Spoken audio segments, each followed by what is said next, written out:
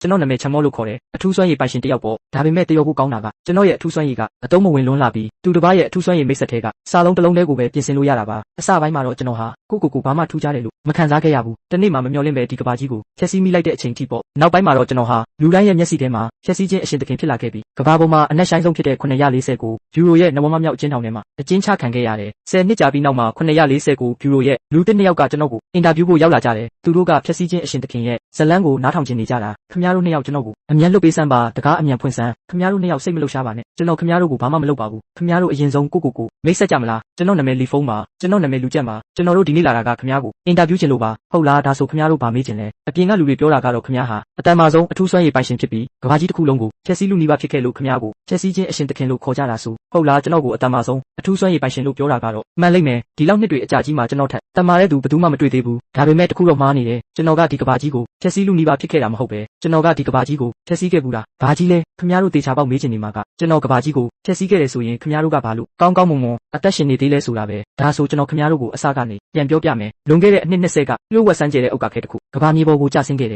်တပတ်အကြာမှာကဘာလူသားတွေဟာတစုံတစ်ယောက်စမ်းပြပြောင်းလဲသွားတာကိုတတိပြုမိလိုက်ကြတယ်တကဘာလုံးကလူသားတွေဟာပုံစံအမျိုးမျိုးသောအထူးစွမ်းရည်တွေစတင်နိုးထလာကြတယ်တချို့ကမီးမုံနိုင်တယ်တချို့ကရေမုံနိုင်တယ်တချို့ကပြန်တန်းနိုင်တယ်တချို့ကအသွင်ပြောင်းပြီးစူပါမန်ဖြစ်သွားနိုင်တယ်အင်တာနက်ပေါ်ကလူအများစုပြောကြတာကတော့ချက်ချင်းဆိုသလိုအမေရိကန်နိုင်ငံကပြောတဲ့ X-Men တွေရောက်လာတော့မယ်ထင်တယ်ပေါ့ဒါပေမဲ့အစပိုင်းရှုပ်ထွေးမှုတွေပြီးနောက်မှာလူတွေဟာအသက်18နှစ်ပြည့်တာနဲ့1000ပုံတစ်ပုံလုံးရဲ့ရာဂိုင်နှုန်းနဲ့အထူးစွမ်းရည်တစ်ခုရန်နံနိုးထနိုင်တယ်ဆိုတာကိုတဖြည်းဖြည်းသိရှိလာကြတယ်ဒါပေမဲ့ဥက္ကခဲကဘာမြေပေါ်ကြတဲ့အဲ့ဒီနှစ်မှာကျွန်တော်ကအသက်2နှစ်ပဲရှိသေးတယ်ကိုတာမန်လူတယောက်ဆိုတဲ့အမှန်တရားကိုသိမြင်ပြီးနောက်မှာကျွန်တော်ဟာတာမန်လူတယောက်ရဲ့ဘဝကိုစတင်ဖြတ်တန်းခဲ့တယ်တက္ကသိုလ်ဝင်တန်းအောင်ပြီးတက္ကသိုလ်တက်တယ်စာဖတ်တယ်ဘွဲရရင်တည်ငြိမ်တဲ့အလုပ်တစ်ခုရှာဖို့ပြင်ဆင်တယ်အေးချမ်းနဲ့ဘေးကင်းလုံခြုံစွာပဲဒီဘဝကိုကုံဆုံးမလို့ပေါ့တက္ကသိုလ်ကျောင်းဝင်းကအရန်တိတ်ဆိတ်ပြီးခဲထဲမှာအထူးစွမ်းရည်မရှိတဲ့တာမန်လူတွေကြီးပဲထက်တလဲအတန်းတက်ထမင်းစားစာမေးပွဲဖြေတဲ့ဘဝကဘာမှမပြောင်းလဲဘူးကျန်းလီကလွဲလို့ပေါ့သူကကျွန်တော်ရဲ့ရည်စားဟောင်းကျန်းလီကအရန်ကောင်းတဲ့မိန်းကလေးတစ်ယောက်ပါသူကလူကိုအရန်ပြူးဆိုင်တတ်ပြီးကျွန်တော်အလိုကိုလည်းအရာလိုက်ရောတယ်လောကကြီးအကြောင်းသိမသိသေးတဲ့ကျွန်တော်ကတော့သူဟာဒီကဘာပေါ်မှာအကောင်းဆုံးမိန်းမလို့ထင်ခဲ့တာသူကကျွန်တော်ရဲ့ကဘာကြီးတစ်ခုလုံးပဲကျွန်တော်နဲ့သူတက္ကသိုလ်ကျောင်းဝင်းထဲမှာအရန်ကိုလှပတဲ့အချိန်တွေကိုဖြတ်တန်းခဲ့ကြတယ်ကျွန်တော်တို့ပွဲရပြီးတာနဲ့ချက်ချင်းလက်ထပ်ကြမယ်လို့ကတိပြုခဲ့ကြတယ်ဒါပေမဲ့ပြောစရာအချိန်တွေကအမြဲတမ်းတူတောင်းတတ်ပါတယ်ဒါတွေအားလုံးကအတူရောင်တွေပ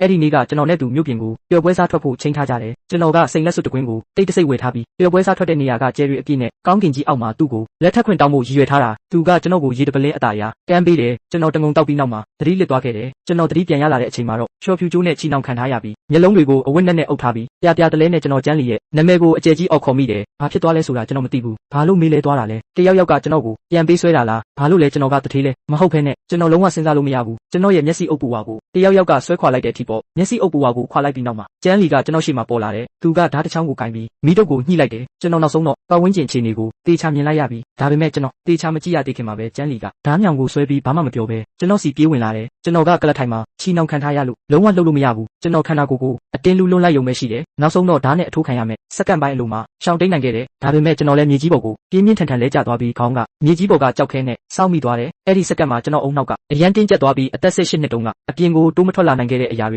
ေကဒီခဏမှာပဲတပြိုင်နက်တည်းတိုးထွက်လာခဲ့တယ်ကျွန်တော်အထူးစွမ်းရည်ပိုင်ရှင်ဖြစ်သွားပြီးကျွန်တော်ဝမ်းမတာရသေးခင်မှာပဲစောစောကကျန်းလီကနောက်တစ်ချိန်ပြေးဝင်လာပြန်တယ်ကျွန်တော်နောက်ဆုံးတော့ကျန်းလီပါလို့ဒီလိုလုပ်ရလဲဆိုတာသိသွားပြီးကျွန်တော်နိုးထလာတဲ့အထူးစွမ်းရည်ကမြည်သည့်အရာကိုမဆိုမြင်နိုင်တဲ့အထူးစွမ်းရည်ဖြစ်ပြီးအဲ့ဒီထဲကစာလုံးတစ်လုံးကိုပြင်ဆင်နိုင်တာပါကျွန်တော်ကျန်းလီရဲ့အထူးစွမ်းရည်ကိုမြင်လိုက်ရတယ်သူ့ခေါင်းပေါ်မှာတောက်ပနေတဲ့စာလုံးအကြီးကြီးတန်းရှိနေတဲ့မင်းကိုတကယ်ချစ်တဲ့လူတစ်ယောက်ကိုတက်ရင်မိမိရဲ့ခန္ဓာကိုယ်ကြန့်ခိုင်မှုကတစတိုးမယ်အဲ့ဒီစက္ကန့်ပိုင်းမှာပဲကျွန်တော်တက္ကသိုလ်တက်နေစဉ်တွင်ကျန်းလီကျွန်တော်အပေါ်ကောင်းခဲ့သမျှအားလုံးကိုနားလည်သွားခဲ့တယ်ကျွန်တော်ကတော့ကိုဘဝကိုပုံအပ်နိုင်မဲ့ဒီလိုမိန်းမတစ်ယောက်နဲ့စုံရလို့အရန်ကန်ကောင်းတယ်လို့ထင်ခဲ့တာဒါပေမဲ့သူကကျွန်တော်ကိုသူ့ပေါ်တကယ်ချစ်မိသွားအောင်လုပ်ပြီးမှပြန်တက်ဖို့ပဲဆိုတာမထင်မှတ်ခဲ့မိဘူးကျွန်တော်ရှိကကြောက်မဖွယ်ကောင်းတဲ့မျက်နှာကိုကြည့်ပြီးတခုခုမလုပ်ရင်ကျွန်တော်ဒီနေ့ဒီမှာတေးရမှာတေးချတယ်ဆိုတာသိလိုက်တယ်သူ့ရဲ့ဓာတ်ကကျွန်တော်ခန္ဓာကိုယ်တွေကိုစိုက်ဝင်ခံပြီးစက္ကန့်ပိုင်းမှာပဲကျွန်တော်သူ့ရဲ့စွမ်းရည်ကိုပြင်ဆင်လိုက်တယ်သူ့ရဲ့တမ္မာဆိုတဲ့စာလုံးကိုကျွန်တော်ကအားနဲ့ဆိုပြီးပြောင်းလဲလိုက်တယ်အကယ်၍သူသာကျွန်တော်ကိုတက်လိုက်ရင်သူ့ရဲ့ခန္ဓာကိုယ်ကတဆအားနဲ့သွားလိမ့်မယ်ကျန်းလီတီးသွားပြီးနောက်မှာတိုက်ရိုက်စိတ်တက်ကြသွားတယ်ကျွန်တော်မသေးတော့ဘူးဆိုတာသိလိုက်တယ်အဲ့ဒီနောက်မှာကျွန်တော်နောက်တစ်ချိန်သတိလစ်သွားပြန်တယ်သတိလစ်သွားတဲ့စက္ကန့်ပိုင်းမှာပဲသူဆဲဆူနေတာစိတ်ဖောက်ပြန်နေတာကိုကြားလိုက်ရတယ်ကျွန်တော်နောက်တစ်ချိန်ပြန်နိုးလာတဲ့အခါမှာတော့ကိ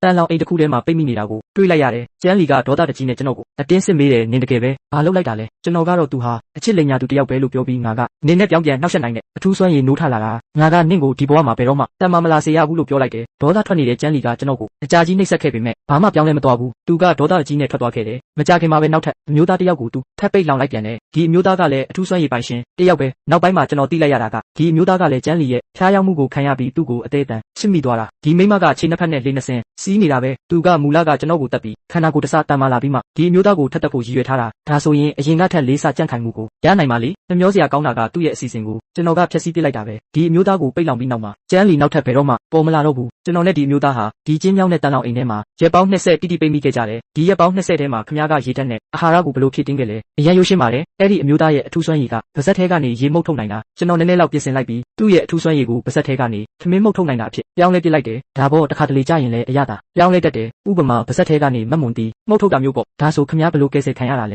ဲကျွန်တော်အဲ့ဒီအမျိုးသားရဲ့အထူးစွမ်းရည်ကိုဗစက်ထဲကနေမိမှုတ်ထုတ်နိုင်တာလို့ပြောင်းလဲလိုက်ပြီးတောက်လျှောက်ရက်ပေါင်း20လောက်ဓာတ်ရိုက်ဖုတ်လိုက်တာတန်လောင်အိမ်ပြတ်သွားပြီးနောက်မှာထွက်ပြေးခဲ့ကြတယ်ထွက်ပြေးပြီးနောက်မှာကျွန်တော်တို့949ယူရိုကိုတွားခဲ့ကြတယ်နောက်ဆုံးတော့949ယူရိုကကျန်းလီကိုဖမ်းဆီးခဲ့ပြီးကျွန်တော်ကလည်းအထူးစွမ်းရည်ရှိနေတဲ့အတွက်ကြောင့်949ယူရိုရဲ့အထူးခေါ်ယူခြင်းကိုခံခဲ့ရတယ်ဒါပေမဲ့949ယူရိုတဲကိုဝင်သွားတဲ့ကျွန်တော်ကတော့ကျွန်တော်ရဲ့အထူးစွမ်းရည်ကိုအမှန်တိုင်းမပြောခဲ့ဘူးကျွန်တော်ကတစုံတစ်ခုသောအတိုင်းတာအထိသူတစ်ပါးရဲ့စွမ်းရည်ကိုနှောက်ယှက်နိုင်တယ်ရလက်ကတော့မတေချာဘူးလို့ပဲပြောခဲ့တယ်ခမည်းတော်တွေအားလုံးကိုဖုံးကွယ်ဖို့ပါကဆုံးဖြတ်စေခဲ့တာလေတာမန်လူမှာအပြစ်မရှိဘူးယတနာရှိရင်တော့ပြစ်ရှိတယ်ကျွန်တော်ကအထူးစွမ်းရည်ပိုင်ရှင်တိုင်းရဲ့စွမ်းရည်ကိုအလွယ်တကူမြင်နိုင်တယ်အထူးစွမ်းရည်ပိုင်ရှင်အားလုံးဟာကျွန်တော်မျက်စိထဲမှာပြို့ဝှက်ချက်မရှိဘူးဒီလိုစွမ်းရည်မျိုးကိုကျွန်တော်တကယ်ပဲဘေးကင်းရဲ့လားဆိုတာမတေချာသေးတဲ့အခြေအနေမျိုးမှာတိုက်ရိုက်ပြောလိုက်ရင်ကျွန်တော်ကိုစောင့်ကြိုနေမှာကပိုပြီးရက်ဆက်တဲ့ကံကြမ္မာဖြစ်ကောင်းဖြစ်နိုင်တယ်ဒါပေမဲ့ခမည်းရဲ့ဒီထူးစွမ်းရည်ကထင်တယ်လို့မတတ်မှတလို့ပဲကဘာကြီးကိုဖျက်ဆီးနိုင်တဲ့အထိလေဝေးဝေးကြီးလိုသေးတယ်ခမည်းရဲ့မျက်စိထဲမှာဘလို့အထူးစွမ်းရည်မျိုးကအတန်မာဆုံးလဲသဘောတရားပိုင်းဆိုင်ရာအထူးစွမ်းရည်တွေကအတန်မာဆုံးပဲဒါကအမှန်ပဲသဘောတရားပိုင်းဆိုင်ရာစွမ်းရည်တွေကတီချာ logic တွေကိုလိုက်နာဖို့မလိုပဲကဘာကြီးတစ်ခုလုံးရဲ့လေပတ်မှုစီးမြင့်ကိုဓာတ်ရိုက်ပြောင်းလဲနိုင်တယ်ကျွန်တော်မှတ်မိတဲ့လောက်တော့949ဖြူရိုလှုပ်ရှားမှုအဖွဲ့မှာထိတ်တန်းလူတစ်ယောက်ရှိတယ်သူ့ရဲ့အမည်ဝက်ကဒိုရာအီမွန်သူ့ရဲ့အထူးစွမ်းရည်ကရင်ဘက်ကအိတ်ကပ်ပဲအမြဲတမ်းအတင်းတော်ဆုံးအထောက်အကူပြုပစ္စည်းတွေကိုထုတ်ပေးနိုင်တယ်ဒီလိုကြည့်ုံနဲ့တိုက်ခိုက်မှုစွမ်းရည်မရှိပုံရတဲ့အထူးစွမ်းရည်ကိုအားကိုးပြီးသူဟာတေမင်းရဲ့ရှေ့မောက်ကနေအကြိမ်ကြိမ်အသက်ဘေးကလွတ်မြောက်ခဲ့ဘူးတယ်ခမည်းပြောတာအမှန်ပဲဒါပေမဲ့ခမည်းအသေးစိတ်အကျေတဝန်းရှင်းပြပေးလို့ရမလားကျွန်တော်တို့အခုထိနားမလည်နိုင်သေးဘူးခမည်းရဲ့အထူးစွမ်းရည်ကဘာလို့ကဘာကြီးကိုဖျက်ဆီးနိုင်တဲ့အထိတန်မာရတာလဲဆိုတာကျွန်တော်ရဲ့အထူးစွမ်းရည်ကဒီလိုသဘောတရားပိုင်းဆိုင်ရာအထူးစွမ်းရည်မျိုးကိုတော့ပြင်ဆင်နိုင်တယ်ခမည်းတို့ပြောကြည့်ပါသူကအတန်မာဆုံးမဟုတ်ဘူးလားဒါကတော့949ဖြူရိုတဲကိုစပြီးဝင်ပြီးနောက်မှာကျွန်တော်ဟာတစ်ချိန်ကအထူးစွမ်းရည်နိုးထပြီးနောက်ကျွန်တော်ကိုအနိုင်ကျင့်ခဲ့ဘူးတဲ့လူမိုက်လေးတစ်ယောက်ကိုရှာတွေ့ခဲ့တယ်အဲ့ဒီတုန်းကသူလဲ949ဖြူရိုတဲကိုဝင်ဖို့စူးစမ်းခဲ့သေးတယ်ဒါပေမဲ့တချို့သောအကြောင်းပြချက်တွေကြောင့်မအောင်မြင်ခဲ့ဘူးဒီလူကအပြင်လူတွေကိုကြီးညာထားတာကသူဟာမြည်သည့်ထိခိုက်ဒဏ်ရာကိုမစိုးခံရမှာမဟုတ်ဘူးတဲ့အမှန်တကယ်တော့သူ့ရဲ့အထူးစွမ်းရည်ကပြင်ပကလာတဲ့မြည်သည့်တိုက်ခိုက်မှုကြောင့်မစိုးဒဏ်ရာရမှာတော့မဟုတ်သေဆုံးမှာမဟုတ်တာဒီလိုအထူးစွမ်းရည်မျိုးကလူများစုကိုသူ့အပေါ်ဘာမှလုပ်လို့မရအောင်ဖြစ်စေတယ်နှမျောစရာကောင်းတာကသူကျွန်တော်နဲ့စုံသွားတာပဲအဲ့ဒီညကသူဘာတစ်ခုမှအရက်တောက်ပြီး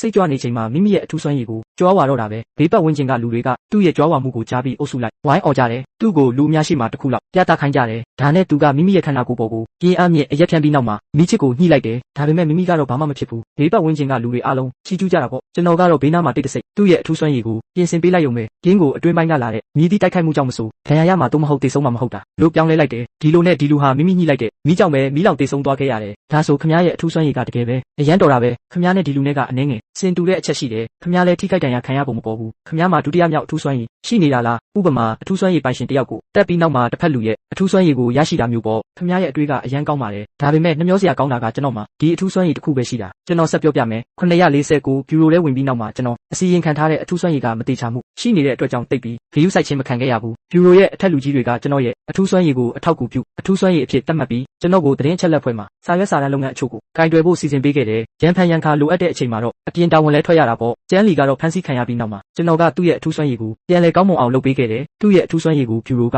သဘောတရားပိုင်းဆိုင်ရာအထူးစွမ်းရည်အဖြစ်သတ်မှတ်ပြီးဖြူရိုရဲ့အာယုံစိုက်မှုကိုခံခဲ့ရတယ်သူလှုပ်အားပေးပြုပြင်ပြောင်းလဲရေးပြီးဆုံးပြီးနောက်မှာဖြူရိုကချက်ချင်းသူ့ကိုအဖွဲ့ထဲတွင်းလိုက်ပြီးသူ့ကိုလှုပ်ဝက်လက်နက်အဖြစ်မွေးမြူခဲ့တယ်ဒါပေမဲ့ကျန်းလီရဲ့အထူးစွမ်းရည်ကသူတစ်ပါးမိမိကိုချစ်မိသွားဖို့လိုအပ်တဲ့အတွက်ကြောင့်သူကအမြဲတမ်းသူရှိုးတာဝန်တွေကိုပဲထမ်းဆောင်ဖို့စီစဉ်ခံခဲ့ရတယ်အဲ့ဒီနောက်ပိုင်းကျွန်တော်အကြာကြီးသူ့ရဲ့သတင်းကိုမရတော့ဘူးဒါပေမဲ့သတင်းအချက်လက်ဖွဲ့မှာအလုပ်လုပ်နေတဲ့ဒီအချိန်တွင်းမှာကျွန်တော်တဖြည်းဖြည်းနဲ့အချို့သောအချက်တွေကိုရိပ်မိလာခဲ့တယ်ဖြူရိုတစ်ခုလုံးကလူတွေကဖြူရိုညွှန်ကြားရေးမှူးကူကော်အန်ပေါ်အရန်ကိုယိုသေးကြတယ်ပြောရရင်စကားကိုမြေမကျနားထောင်ကြတာပဲအစင်းမြင့်ပညာတက္ကသိုလ်ကျောင်းသားတစ်ယောက်အနေနဲ့ကျွန်တော်တဘာဝကြနားလေတာကပုဂ္ဂိုလ်ရေးကိုးကွယ်မှုကမလုပ်တဲ့အရာပဲဒါပေမဲ့အားကြီးသူကိုအလေးထားတဲ့ဒီလူဖွဲ့စည်းမှာပုဂ္ဂိုလ်ရေးကိုးကွယ်မှုကတော့ရှောင်လွှဲဖို့ခက်ခဲပါတယ်ဒါပေမဲ့အရန်ထူးဆန်းတာကကူကော်အန်ကတန်မာပေမဲ့လူသားကြီးတစ်ယောက်ရဲ့အမြင့်ပိုင်းကိုတော့ဝေးဝေးကြီးလိုသေးတယ်ဘာလို့ဒီလောက်ပြင်းထန်တဲ့ပုဂ္ဂိုလ်ရေးကိုးကွယ်မှုရှိနေရတာလဲဒီလိုတန်တရားတွေနဲ့ကူကော်အန်ကိုတွေ့လိုက်ရတဲ့အချိန်မှာကျွန်တော်နောက်ဆုံးတော့အမှန်တရားကိုနားလည်သွားခဲ့တယ်ကူကော်အန်ကအခြားလူတွေရဲ့ရှေ့မှာမိမိရဲ့အထူးစွမ်းရည်ကတန်မာတဲ့စိတ်ဝိညာဉ်စွမ်းအားနဲ့ရန်သူကိုတိုက်ခိုက်တာလို့အမြဲတမ်းပြောဆိုခဲ့တယ်ဒါပေမဲ့ကျွန်တော်မြင်လိုက်ရတဲ့သူ့ရဲ့အထူးစွမ်းရည်ကတော့တန်မာတဲ့စိတ်ဝိညာဉ်စွမ်းအားကလူရဲ့စိတ်တွင်းပိုင်းကိုထိန်းချုပ်နိုင်တာပဲအချင်းချုပ်ပြောရရင်ကူကော်အန်ဆိုတဲ့လူကတ တန်မာတဲ့စိတ်ပိုင်းဆိုင်ရာထိန်းချုပ်မှုအမျိုးအစားအထူးစွမ်းရည်ကိုပိုင်ဆိုင်ထားတာသူကအချိန်မရွေးအခြားလူတွေရဲ့အတွေ့နဲ့ငတိစိတ်ကိုထိန်းချုပ်နိုင်ပြီးတစ်ဖက်လူကိုအညံခံစေတယ်သူက949ဘျူရိုတစ်ခုလုံးရဲ့အထူးစွမ်းရည်ပိုင်ရှင်တွေကိုထိန်းချုပ်ထားတာ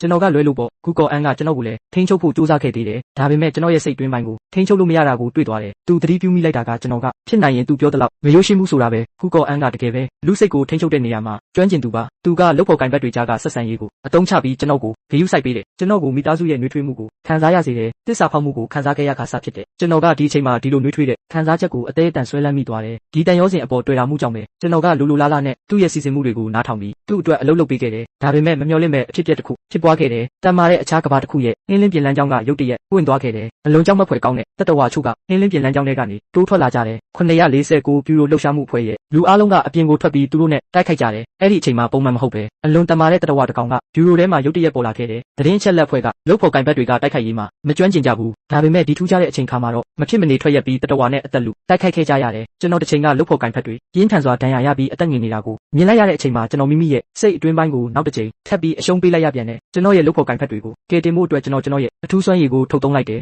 ဆေးဘက်ဆိုင်ရာအဖွဲ့ကလုပ်ဖို့ကင်ဘက်တစ်ယောက်ရဲ့အထူးစွမ်းရည်ကိုပြင်ဆင်လိုက်တယ်သူ့ရဲ့အထူးစွမ်းရည်ကမူလကပြင်ပဒဏ်ရာကိုလင်းမြန်စွာကုသနိုင်တာကျွန်တော်ရင်းကိုပြင်းထန်ဒဏ်ရာကိုလင်းမြန်စွာကုသနိုင်တာဖြစ်ပြင်ဆင်ပေးလိုက်တယ်လုပ်ဖို့ကင်ဘက်တွေအားလုံးသူ့ရဲ့အထူးစွမ်းရည်ကြောင့်ပြန်လည်ကယ်တင်ခြင်းခံခဲ့ရတယ်ဒါကလည်း Google An ကိုကျွန်တော်ရဲ့တန်မာမှုကိုမြင်သွားစေခဲ့တယ်သူကကျွန်တော်ကိုတိုက်ရိုက်လာရှာပြီးကျွန်တော်ရဲ့အထူးစွမ်းရည်တန်မာမှုကိုပြောပြတယ်ကျွန်တော်ကိုသူနဲ့တူကဘာတစ်တစ်ခုကိုပူးတွဲဖန်တီးဖို့ပြောတယ်တန်မာတဲ့အထူးစွမ်းရည်ပိုင်ရှင်တွေနဲ့ဖွဲ့စည်းထားတဲ့ကဘာကြီးသူ့ရဲ့အောက်မှာအညံခံမဲ့ကဘာကြီးပေါ့ကျွန်တော်ဘာမှမဆိုင်မတော်ပဲသူ့ကိုညှင်းပယ်လိုက်တယ်ဒေါသတကြီးဖြစ်သွားတဲ့ Google An ကစိတ်ဝိညာဉ်စွမ်းအားကိုသုံးပြီးကျွန်တော်ကိုထိန်းချုပ်ချင်ခဲ့တယ်ဒါပေမဲ့ကျွန်တော်ရဲ့အလွယ်တကူအနိုင်ယူခြင်းကိုခံလိုက်ရတယ်ရှုံးနိမ့်သွားပြီးနောက်မှာ Google An ကအလွန်စိတ်ဖောက်ပြန်သွားခဲ့တယ်သူကအခြားကဘာကိုဥတီတဲ့လမ်းကြောင်းကိုတိုက်ရိုက်ဖွင့်ချလိုက်တယ်အဲ့ဒီနေ့ကရေတွက်လို့မရတဲ့တတဝါတွေအခြားကဘာကနေကဘာမြေပေါ်ကိုဆင်းသက်လာခဲ့ကြတယ်ဒီတတဝါတွေကအားလုံးအယမ်းတက်မာကြတယ်အရင်ကဘျူရိုတွေကတတဝါထက်မနှဲကြဘူး Google An ကယူသွစွာပြောတဲ့အကယ်၍မင်းကငါနဲ့အတူတမာတဲ့ကဘာကြီးကိုမဖန်တီးချင်ဘူးဆိုရင်တော့ဒီကဘာကြီးကိုပဲပျက်စီးခိုင်းလိုက်တော့မယ်ဒီလောက်များပြားတဲ့တတဝါအရေးအတွက်ကဘာပေါ်မှာပေါ်လာတာကတကယ်ပဲကဘာကြီးကိုပျက်စီးစေမှာပါဒါကြောင့်ကျွန်တော်တယောက်တည်းပဲဒီအဖြစ်အပျက်ကိုတားဆီးနိုင်တော့မှာခင်ဗျားကတကယ်ပဲအယမ်းတက်မာတာပဲကျွန်တော်တို့ကိုပြောပြလို့ရမလားဒုတိယညွှန်ကြားရေးမှုကိုဘလို့အနိုင်ယူခဲ့လဲဆိုတာကျွန်တော်သူ့ရဲ့အထူးစွမ်းရည်ကိ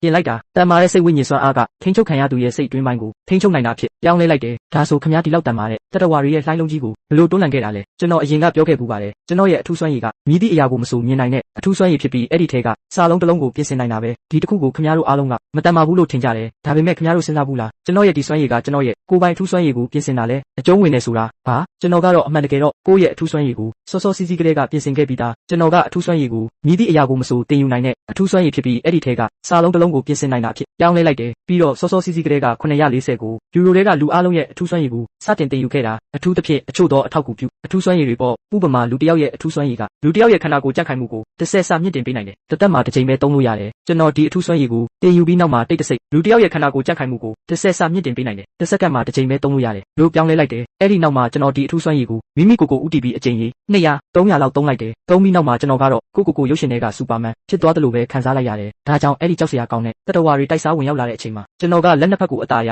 တီးလိုက်ရုံပဲတတဝါအုပ်စုကြီးတစ်ခုလုံးကကျွန်တော်ရဲ့ရိုက်ခတ်မှုကြောင့်အပေါက်ကြီးတစ်ခုဖြစ်သွားခဲ့တယ်နောက်ပိုင်းမှာထပ်ပြီးတင်ယူထားတဲ့အားဖြည့်ပြီးသားသဘောတရားပိုင်းဆိုင်ရာအထူးစွမ်းရည်ကိုထုတ်သုံးလိုက်တယ်အခြားကဘာရဲ့အရာဝတ္ထုတွေအားလုံးပျောက်ကွယ်သွားစေပြီးကဘာမြေပေါ်ဆင်းသက်လာတဲ့တတဝါအားလုံးကိုတိုက်ရိုက်မိုးကောင်းကင်အပြည့်မုံမုံညံ့ညံ့ဖြစ်သွားစေခဲ့တယ်ခင်ဗျားဘာလို့ဒီမှာအကျဉ်းချခံထားရတာလဲဘာလို့အပြင်မှာဒီအကြောင်းအရာတွေရဲ့မြည်သည့်မတန်သို့မဟုတ်မှတ်စုမှမရှိရတာလဲကျွန်တော်ရဲ့ဒီလိုအဆင့်ထိတမမှုကဘလို့လုပ်ပြီးတကယ်ကြီးအကျဉ်းချခံရမှာလဲကျွန်တော်ကတော့မိမိကိုယ်ကိုပြည်နှင်တန်ပေးလိုက်တာပဲဘာလို့လဲဆိုတော့တတဝါအားလုံးကိုရှင်းလင်းပြီးနောက်မှာတင်မကပဲအခြားကဘာကိုပါဖျက်ဆီးပြီးနောက်မှာကဘာမြေဟာတတဝါတွေရဲ့ဖျက်ဆီးမှုကြောင့်ပျက်စီးယိုယွင်းနေပြီလေကျွန်တော်ကဒီလိုစုပ်ပြတ်တတ်နေတဲ့ပုံစံမျိုးနဲ့ကြိုးကိုမကြိုက်ဘူးဒါကြောင့်ကျွန်တော်အချိန်နောက်ပြန်လှည့်တဲ့အထူးစွမ်းရည်တစ်ခုကိုစတင်လိုက်တယ်ကျွန်တော်ခန္ဓာကိုယ်ထဲကဘယ်လောက်တောင်အားကောင်းလာမှမသိတဲ့အထူးစွမ်းရည်ကိုသုံးပြီးဒီကဘာကြီးကိုတတဝါတွေမပေါ်လာခင်ကပုံစံအတိုင်းနောက်ပြန်လှည့်လိုက်တယ်ဒါပေမဲ့ကျွန်တော်လူအားလုံးရဲ့ဒီအဖြစ်အပျက်အပေါ်မှတ်ဉာဏ်ကိုပယ်ဖျက်လိုက်တယ် Google An အစရှိတဲ့အနည်းစုသော949ဘျူရိုရဲ့အထက်လူကြီးတွေကလွဲလို့ဘယ်သူမှဒီအဖြစ်အပျက်ကိုမမှတ်မိတော့ဘူးအဲ့ဒီနောက်မှာကျွန်တော်လည်းမိမိကိုယ်ကို949ဘျူရိုရဲ့မြေအောက်ကျင်းထောင်အဲ့ဒါကတော့ဒီခန်းထဲမှာပေါ့ကိုပိတ်လောင်လိုက်တယ် Google An ကကျွန်တော်ရဲ့ကြောက်စရာကောင်းမှုကိုအသေးချာသိတယ်ဒါကြောင့်အပြင်လူတွေကိုပြောတာကတော့ကျွန်တော်ဟာတစ်ချိန်ကကဘာကြီးကိုဖျက်ဆီးလူနီးပါးဖြစ်ခဲ့တဲ့ဖျက်ဆီးခြင်းဘရင်နဲ့ကျွန်တော်ကတော့ဂရုမစိုက်ပါဘူးကျွန်တော်မှာခံစားချက်မရှိလို့မဟုတ်ပဲကျွန်တော်ကခြားပုံးတွေရဲ့အတွေ့ကို